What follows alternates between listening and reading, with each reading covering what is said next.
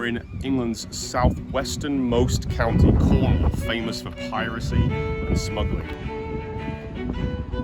These seas out here, reaching out to the Atlantic Ocean, well, it is the Atlantic Ocean, but reaching out beyond it, you can sail to Africa, Europe, North America.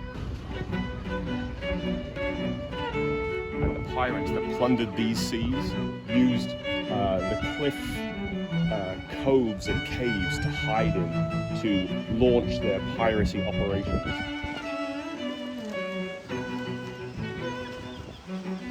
This town of St. Ives, Cornwall, in southwestern England, is now a lovely beach town. But only a couple hundred years ago, the coasts of Cornwall were most famous for their piracy and smuggling.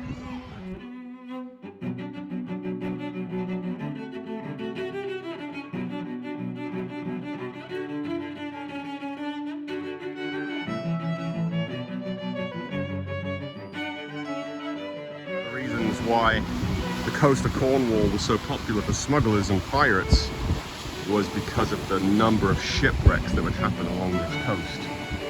And because the pirates and smugglers knew the coast so well, they knew where to avoid the shipwrecks or where to avoid shipwrecking. But you can see these coasts, this coastline would be a hazard to sail along, and how easily you could run aground on these sharp rocks.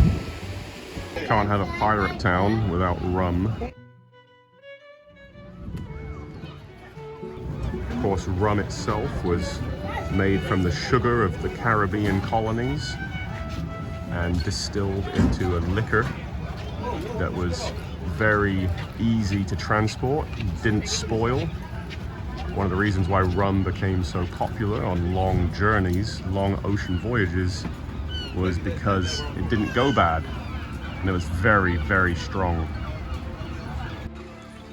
This is the St. Ives Harbour at low tide. You see how far away the water is?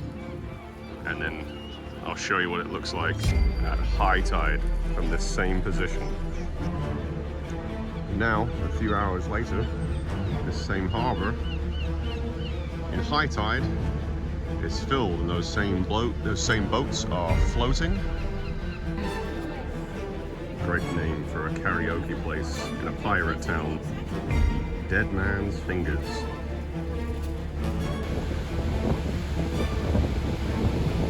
Let's try and get over to that little cave and get out of this wind.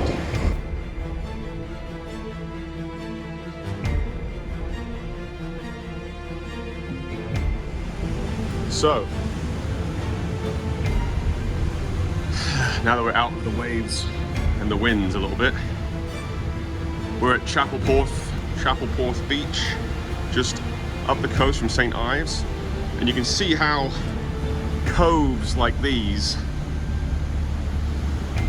could be great hiding places for smugglers and pirates who could moor or anchor their boat just off the coast and use these inlets,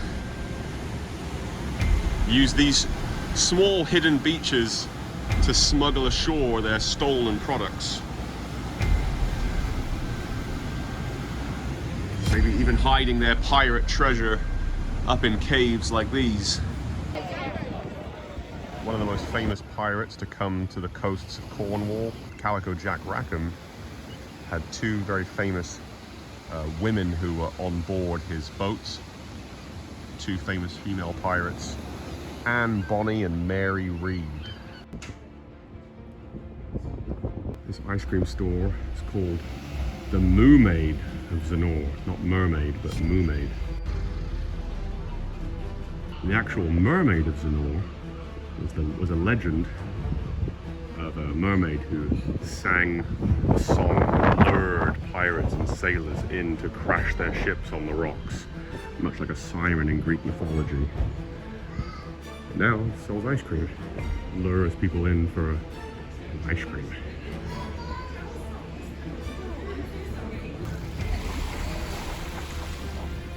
Got a couple different flavors, and this one on the left is appropriately called shipwreck flavor.